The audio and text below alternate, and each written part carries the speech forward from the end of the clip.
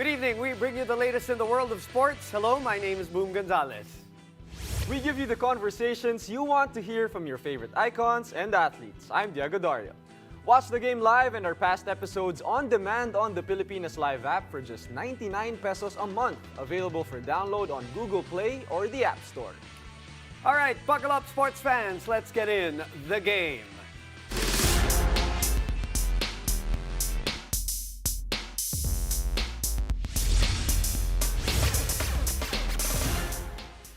And after a valiant effort at the FIBA Basketball World Cup 2023, Chot Reyes announced his decision to step aside from the head coaching duties from Gilas, Pilipinas. And joining us tonight to talk about his experience during the historic World Cup hosted by, of course, the country, is the man himself, Coach Chot Reyes. Welcome back to the game, Coach. Good evening, or good afternoon pa pala. Good afternoon. Coach Chot. Hi, Boom. Hi, Diego. Thanks for having me.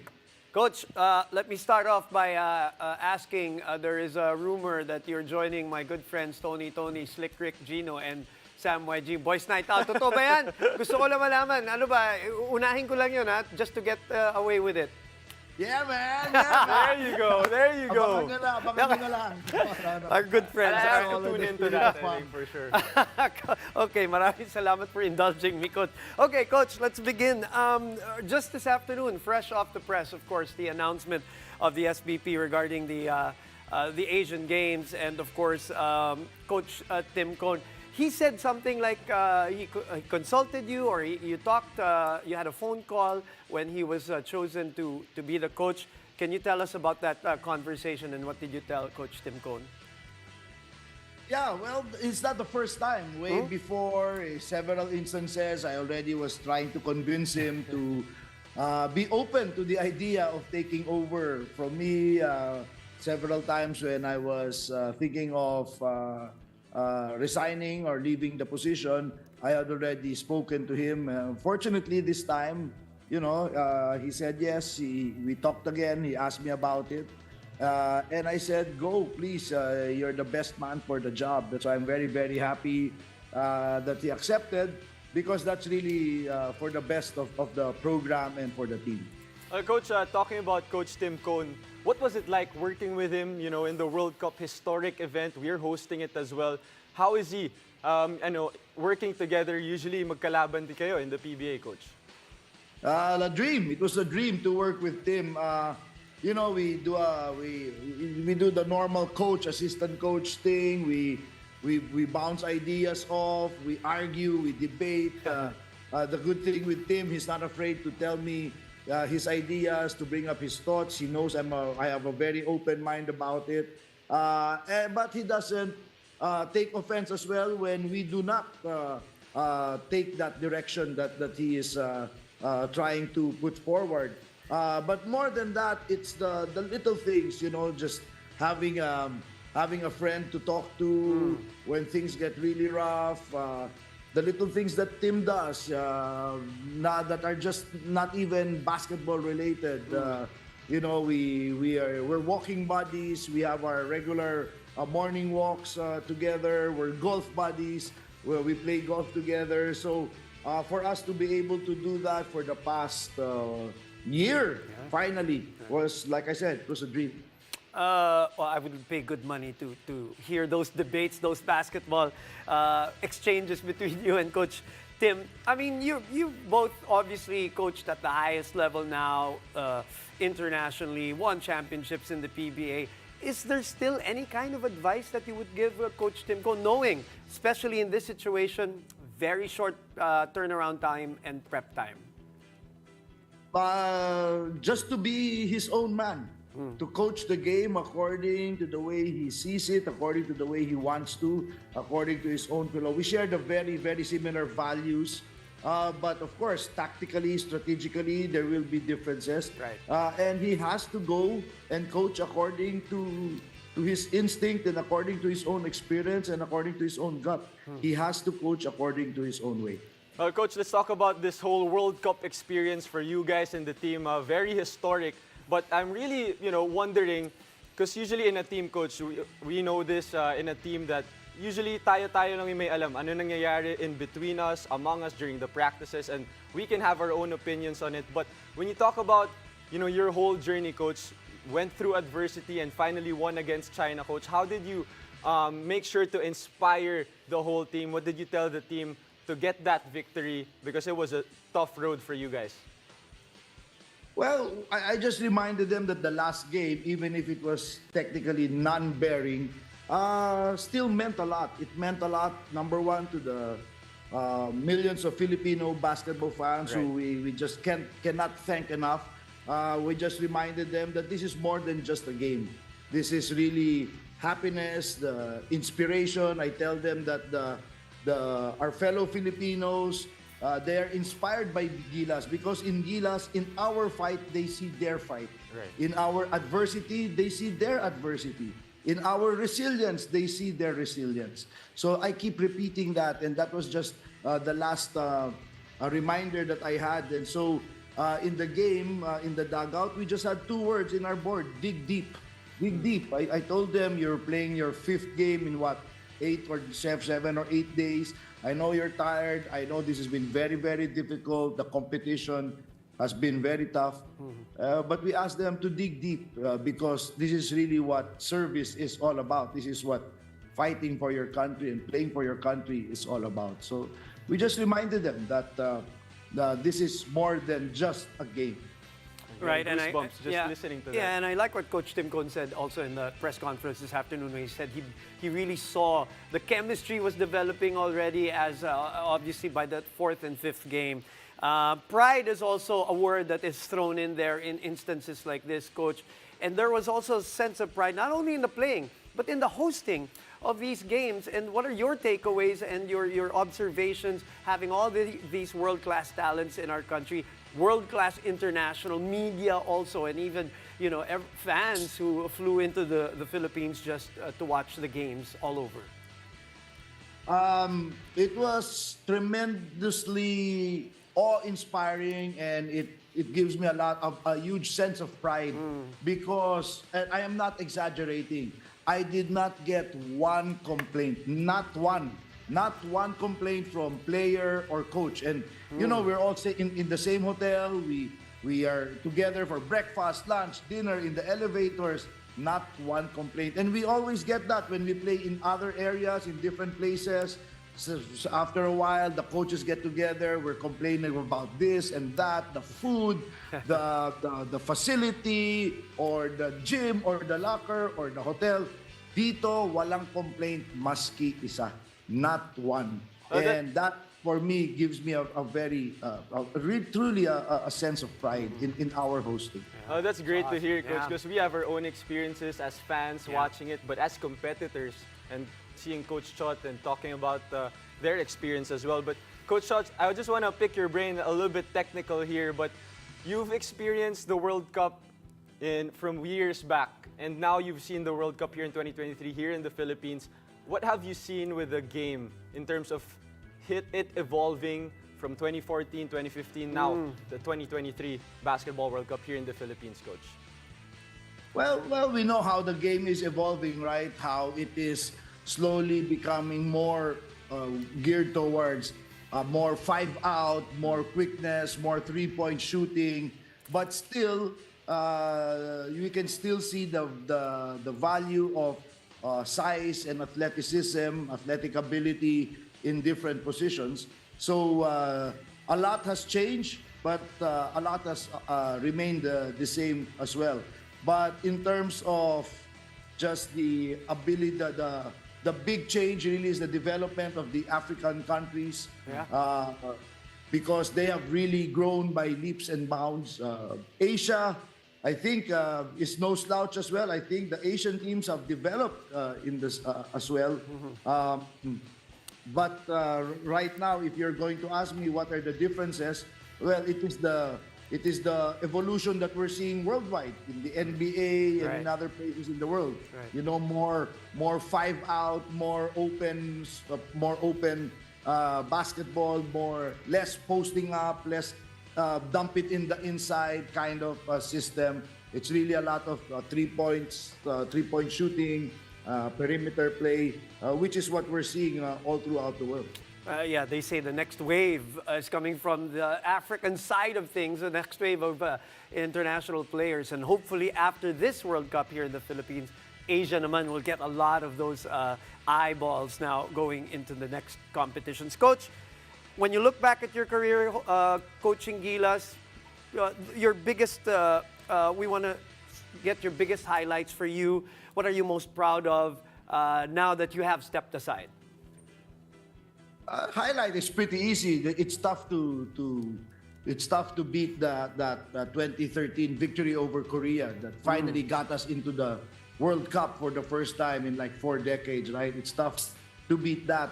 But for me, really, when you talk about highlights, it's the little things. It's the moments that I share with the players. Because for me, what's really special for me in this job are the relationships that are built along the way. You know, the look that Jimmy and I shared, for example, when we landed in Madrid, we checked into the hotel, and then we saw Croatia coming in, we saw Argentina coming in, and then we shared the look just in the front desk, and we said, "Here, this is it. We're starting."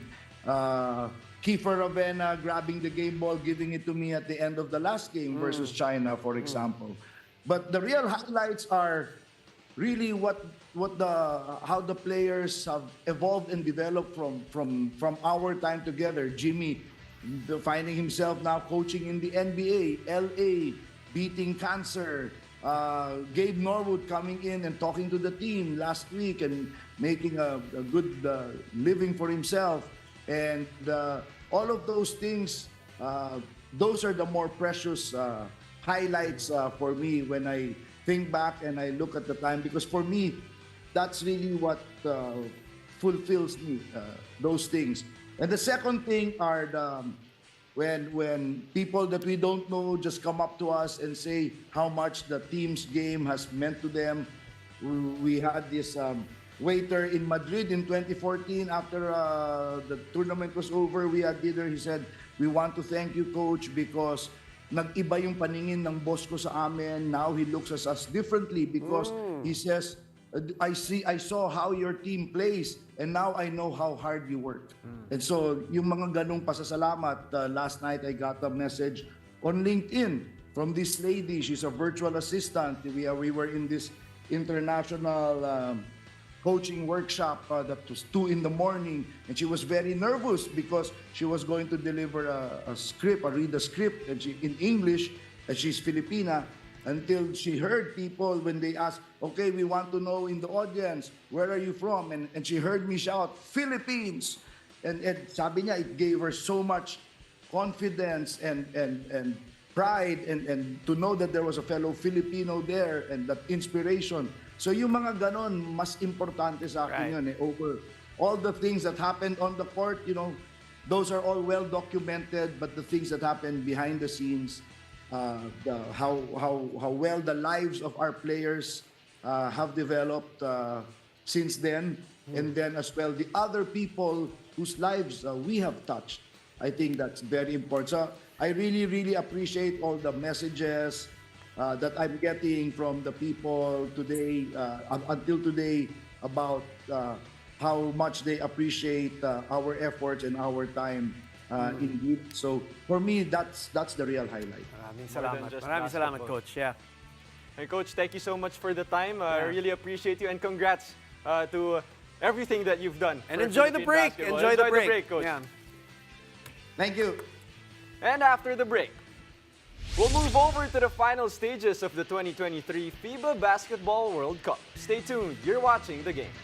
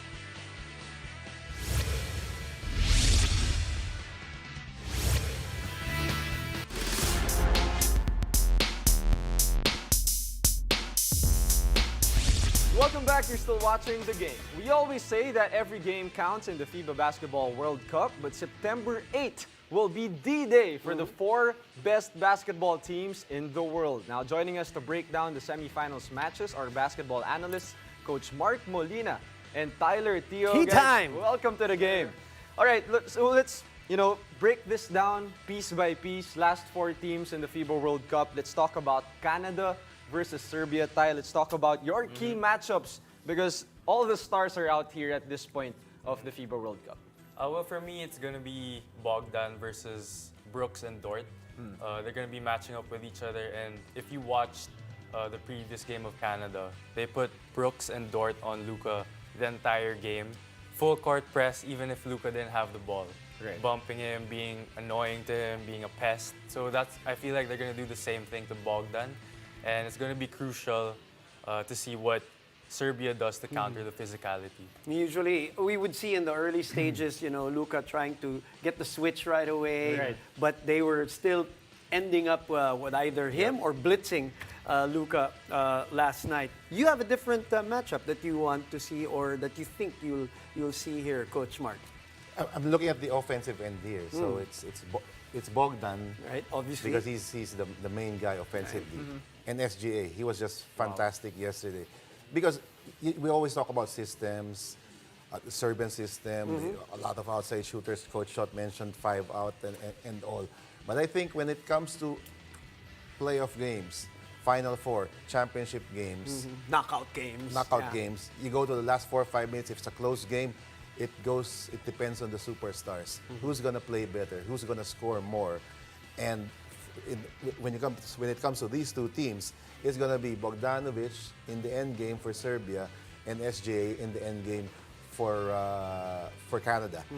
And we saw this in the Canada-Spain game. Spain was Correct. up by 12 points Right. in the 4th quarter, but suddenly, last 3 minutes, it was an SGA show, and that turned the tide in favor of Canada. 17 points were either scored or assisted by SGA in that Yes. Spain game. That's crazy. I mean, Coach, Bogdan and SJ, you mentioned these names. They played tremendously also in the quarterfinals for them Right. to make it here to the semifinals. What can fans expect? Because iba yung effect nila sa laro, Coach, talking about SGA and Bogdan, the way they score, the way they play the game, Coach. It's going to be different. You're going to see Bogdan moving without the ball, a lot of screens set for him.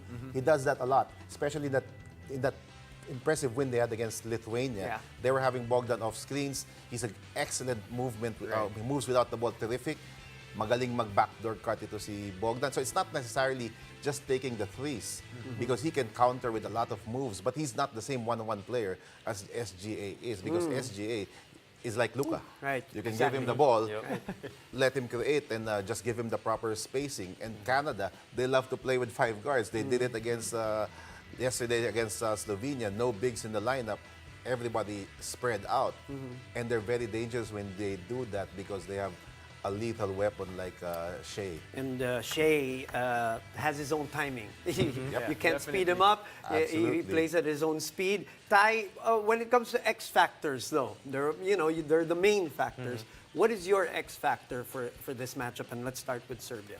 For me, it's not one single player for Serbia because it's going to be their system. That's going to be the X factor. So if they match up one-on-one, talent for talent against a team like Canada, they're going to be at a disadvantage. Right. So they're going to have to rely on their system. Like Coach said, Bogdan's great at coming off screens. Serbia has a lot of off-ball actions. And eventually they get into that ball screen action. So Right. if they execute their offense, then I feel like that's their best chance of winning. So in other words, Bogey is great individually, but he also excels because of the system, as opposed to, let's say, SGA, who sometimes initiates Yep, the yep. system. He is the for, system. He is Right, the system. He is the system. Yeah, there you Well, go. Coach, pero for Canada naman, they have a lot of talented players. Talking about RJ Barrett, they have Alexander Walker. They have a lot of NBA guys. Played so well yesterday, 7 yeah. NBA guys and played well. And he is your X factor. But let's move on to the next matchup here.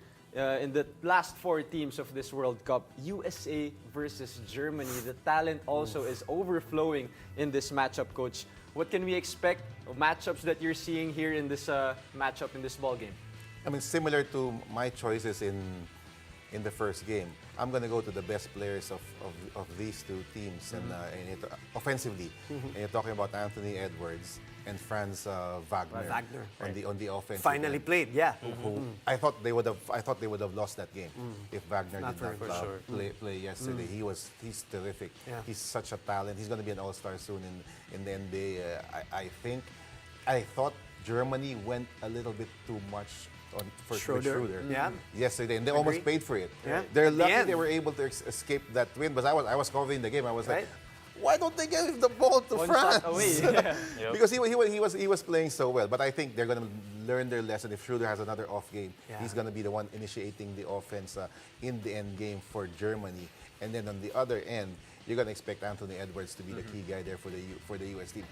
Maybe U.S. will win running away. That's definitely a possibility because of their talent and their athleticism. And the defensive game that they had the last game, that was Yes. the best defensive game Absolutely. they had from start to finish. Ty, you have a different take on the matchup, and I'm interested to find out. You're talking about the big guys here. For me, it's Daniel Theis and Jaren Jackson Jr. So, as Pat Riley said, no rebounds, no rings, right? So, whoever controls the paint, controls the rebound, will have a better chance of winning. And, it comes down to, for Germany, it's going to come down to the hustle points because, as I mentioned earlier, they can't out-talent USA. So they have to make up for it with their hustle points. JJJ has to stay in the game No too, because fouls. that propensity to foul is Well, really Boom, killing you him. mentioned the defense of Team USA. Just want to pick your brain, Ty. They've been doing full court presses after that From the Lithuania start, game, from right? the start, Yep. yeah. Why do you think that's their advantage at this point of the tournament? Well, first of all, they're one of the deepest teams, if not the deepest team. Right. They're the most athletic team. They're the fastest team. They're probably the longest team as Right. well. So all of those things play to their advantage when they go full court press. Because if someone gets tired, the next guy that's coming is a NBA caliber starting 5 player. So they won't lose much. Coach Mark, your X factor is Austin Reeves. It sounds like an obvious choice, but it also isn't with that talent pool that Tyler's talking about. But why is he your X factor? It's not obvious because he only played one bad game in this World Cup. Against and that was the game they lost against Lithuania, correct. And That's true. I think he shot like 1 out of 5 or 1 out of 6. But more important than that, Defensively. 0 assists Oh, okay. in that game. This is a team of superstars. The only guy who plays in a system and very unselfish in that U.S. team is Austin Reeves. So that's why he plays so well when he is in the game. When he is playing well, I think Team USA is unbeatable. And he probably also suffered because they punished him down low in that Yep. game against Lithuania. Coach Mark and Ty, thank you very much for being here. And I'm sure it won't be the last time as we For go sure. into the semifinals and into the finals of the FIBA Basketball World Cup 2020. Thank you, guys. Thank you. All right, more sports stories after the break, so keep it here. You're watching The Game.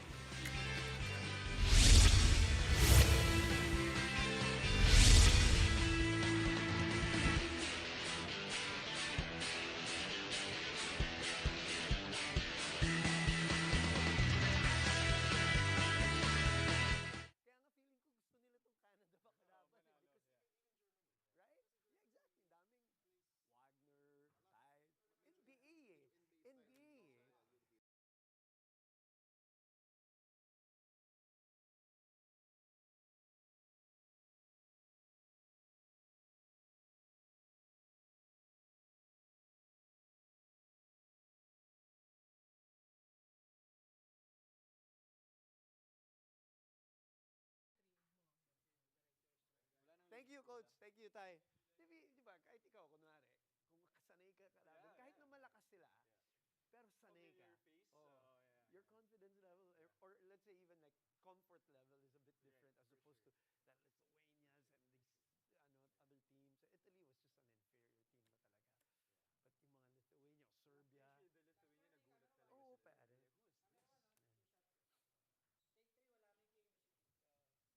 Okay, no problem. Fury. I wanted to ask that on the air actually, but ubuso na tayo ng oras. But maybe nga, if let's say USA makes it through Germany and then let's say Canada comes in. Ngayon ko itatanungin.